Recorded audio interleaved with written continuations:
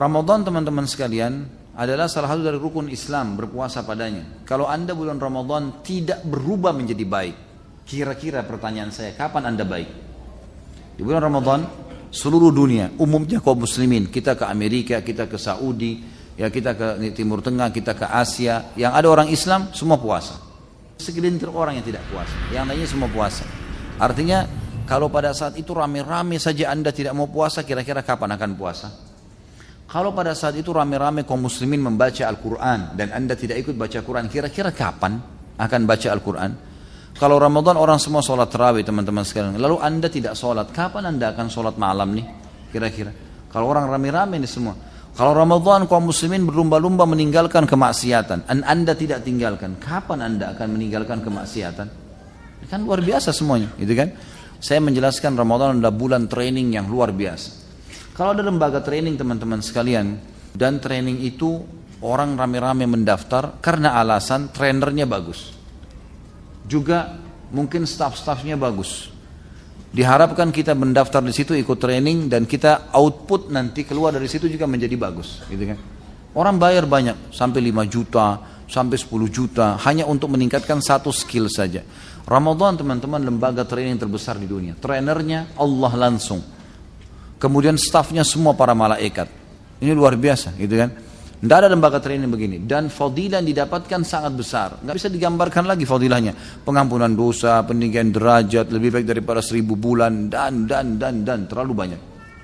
Bulan Ramadan teman-teman sekalian pada saat datang, seringkali syaitan menanamkan kepada kita hal-hal yang konyol, yang harus kita lawan. Karena di bulan Ramadan mereka terbelenggu. Dan ini fadilah lain bulan Ramadan, di mana Nabi SAW mengatakan kalau tiba Ramadan, maka semua pintu surga dibuka, semua pintu neraka ditutup, semua syaitan dibelenggu. Apa maksudnya pintu surga dibuka teman-teman sekalian? Kalaupun misalnya dibuka, apa manfaatnya buat kita sekarang? Kita belum bisa masuk ke dalamnya.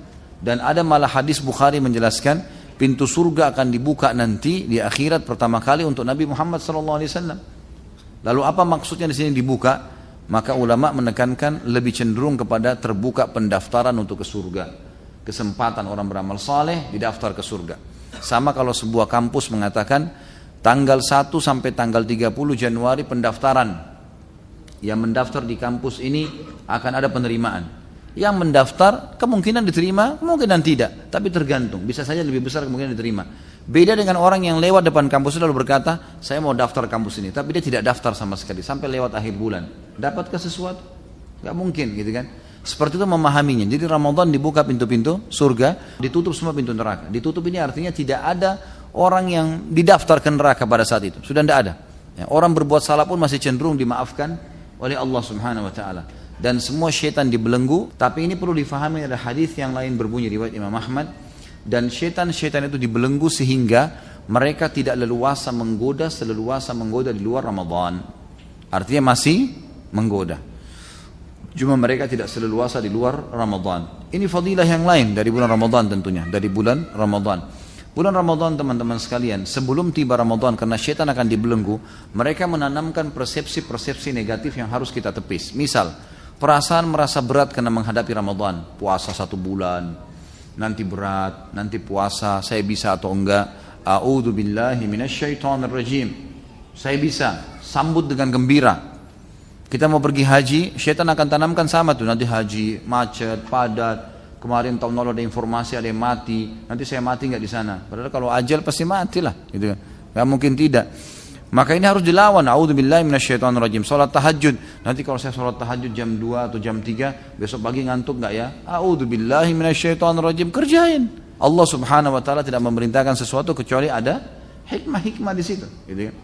Persepsi ini pasti tertanam kata para ulama dalam jiwa setiap muslim. Tinggal bagaimana dia melawannya. Ada persepsi Ramadan nanti lemas, nanti loyo. Ini semua tergantung kita bagaimana mensugesti diri kita. Niat itu teman-teman, kalau bahasa saya pribadi adalah sugesti. Niat adalah sugesti. Orang niat puasa berarti sugesti untuk puasa. Niat sholat berarti sugesti untuk sholat dan seterusnya. Orang kalau niat subhanallah, misal gini, kita mau niat puasa besok. Itu niat itu adalah sugesti yang sangat luar biasa ke dalam seluruh anggota tubuh kita, gitu kan? Dari dalam hati beranjak ke otak kita, dari otak disebarkan ke seluruh tubuh kita, sehingga tubuh ini siap untuk puasa. siap untuk tidak minum, siap untuk tidak makan. Memang begitu. Orang niat sholat berarti dia siap untuk sholat. Kalau ada yang ganggu dia terganggu tuh. Ini kalau sudah niat sholat tadi maghrib, udah niat mau sholat dalam hati, begitu kita Allahu Akbar ada orang ribut, kita terganggu. Karena sudah niat, sugestinya memang tubuh kita, mindset kita sudah siap untuk sholat itu. Kita mau haji, kita mau jihad, semuanya begitu. Makanya niatnya yang harus kuat di sini. Bagaimana kita melawan persepsi negatif itu dengan sugesti positif, gitu kan? Enggak, saya tidak loyo, saya tidak lemas. Kalau orang makan sahur, kemudian syaitan atau ada bisikan dalam hatinya, karena syaitan masih menggoda ya. Ini kalau Ramadan ada orang tergoda dengan syaitan, luar biasa lemahnya imannya. Karena syaitan dibelenggu. Bagaimana kalau di luar Ramadan, gitu kan? Kalau masih ada bisikan syaitan di sahur, nanti jam 11 kamu haus loh, nanti kamu lapar loh. Terus kita mengiyakan sugesti negatif itu, bisikan-bisikan negatif itu, nanti jam 11 haus benar, gitu kan? Masa kita mau dikalah sama syaitan yang bisikin nanti kamu haus, nanti kamu begini. Lain kalau kita disuruh sehari semalam 24 jam tidak boleh minum, mungkin berat. 2 hari misalnya. Ini enggak, dari subuh hanya sampai maghrib dan pahalanya besar, gitu kan? Pahalanya sangat besar. Jadi di sini kita harus mentepis sugesti-sugesti negatif syaitan, lemas dan loyo, keluar dari sugesti negatif dan kita masuk kepada sugesti yang positif kita. Sama halnya juga dengan masalah bulan Ramadan dianggap adalah bulan untuk balas dendam, tanda kutip ya. Ini saya enggak sahur tadi, maka buka puasanya balas dendam. Beli warna-warni, macam-macam, yang biru, yang merah, semua mampir. Motornya mungkin sudah penuh dengan kresek, gara-gara beli semua. Yang kolak dibeli, yang ini dibeli, yang itu dibeli, macam-macam. Begitu buka puasa nggak bisa dimakan. Ini salah, persepsinya salah. Nabi SAW sudah ajarin buka puasa dengan air putih dan kurma. Habis itu sholat dulu, pulang jangan kagetkan usus anda karena sudah istirahat, baru kemudian makan dengan tenang, gitu kan? Baru makan dengan tenang, insya Allah nggak ada masalah, gitu kan? Jadi justru kontrol, kata ulama, kalau orang puasa kemudian tidak bisa juga mengontrol hawa nafsu, mengatur makanan dan minuman yang masuk, ini berarti dia belum mendapatkan tujuan utama puasa, mengetahui bagaimana keadaan orang-orang yang susah di luar sana. Kita jadi tahu, makanya dimotivasi lagi, siapa yang membuka puasakan orang yang puasa, maka akan dapat pahala seperti orang yang dibuka puasakan tanpa dikurangi sedikit pun dari pahala orang yang dibuka puasakan itu. Kita berikan sebutir kurma, segelas air, maka kita akan dapat pahala mereka. Kita akan dapat pahala mereka, gitu kan? Makanya kejar untuk membuka puasakan orang lain. Jadi kita sudah rasa haus, rasa lapar, kita juga melakukan, membagi pada orang-orang yang susah di pinggir jalan, di mana-mana. Mereka harus berlumba-lumba untuk melakukan perbuatan-perbuatan seperti ini. Jadi ini persepsi negatif semua harus dilawan. Harus dilawan. Semua bisikan dalam hati kita atau di benak kita yang membuat kita malas ibadah, apalagi meninggalkannya dari syaitan. Lawan. Kalau kita nggak lawan sampai kapan nih? Syaitan mau setiap hari buku amal kita kosong. Gitu. Apalagi Ramadan puncak-puncaknya kita beribadah. Jadi persepsi negatif harus dilawan nih, gitu kan? Kesempatan minta surga, kesempatan menyelamatkan diri dari api neraka. Dan kata Nabi SAW, di bulan Ramadan Allah punya pembebas dari api neraka. Orang-orang yang dibebasin. Dan itu terjadi di setiap malam. Itu terjadi di setiap malam. Dan kalau tiba Ramadan, camkan baik-baik dalam diri kita. Allahu alam, apakah Ramadan ini Ramadan masih ya terakhir atau kita masih dapat Ramadan akan datang? Kita nggak pernah tahu. Bagaimana dengan orang yang lalai-lalai itu? Subhanallah, saya kadang-kadang semoga Allah kasih hidayah. Merasa sedih kalau melihat ada saudara-saudara kita muslim naik mobil angkot, ya Ramadan sudah pendapatannya kecil, terus tidak puasa lagi. Ini kira-kira luar biasa, rugi dunia, rugi akhirat. Berapa yang dia kejar itu? Dan itu subhanallah kadang-kadang mereka bisa puasa, tidak makan, tidak minum, tapi rokok tidak bisa. Ini satu hal yang luar biasa. Semoga Allah kasih hidayah. Bagaimana kalau Ramadan saja orang rame-rame ibadah, dia tidak ibadah, lalu kapan dia mau ibadah?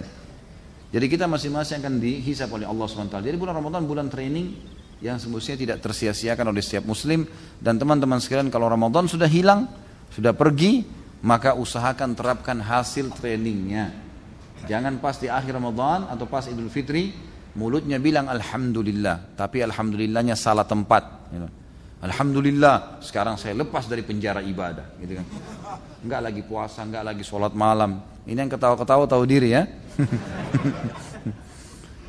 Jadi saya tidak puasa, saya tidak sholat malam lagi, tidak ada lagi. Jadi Alhamdulillah seperti ini, Alhamdulillah tidak tarawih lagi, Alhamdulillah tidak baca Quran lagi, Alhamdulillah tidak ke masjid lagi. Ini salah. Buktinya mereka setelah itu betul-betul seperti orang bebas. Subhanallah, saya dapat informasi dari beberapa jemaah saya, kalau mau tiba Ramadan, itu orang-orang yang pacaran pada sepakat tuh, ini Ramadan tidak bisa pacaran. Ketemunya nanti habis Idul Fitri. Jadi habis Idul Fitri kembali lagi. Ramadan rame-rame pakai jilbab, habis Ramadan buka jilbab. Ini subhanallah, ini keliru ini. Jadi Ramadan cuma dijadikan sebagai seremoni saja, rame-rame bertakwa, habis itu tinggalkan semua. Ini rugi sekali. Mestinya Ramadan bisa mengubah kita lebih baik, kemudian Ramadan akan datang lebih baik lagi sampai kita bertemu dengan Allah Subhanahu wa taala, sementara pahala kita sempurna, Jadi jangan disia-siakan Ramadan, ini adalah kesempatan emas bagi seorang muslim. Kata Nabi SAW, sungguh terhina sekali seorang hamba yang sudah mendapatkan Ramadan dan dia masih hidup sampai Ramadan habis pergi, sementara dia belum sempat diampuni dosanya.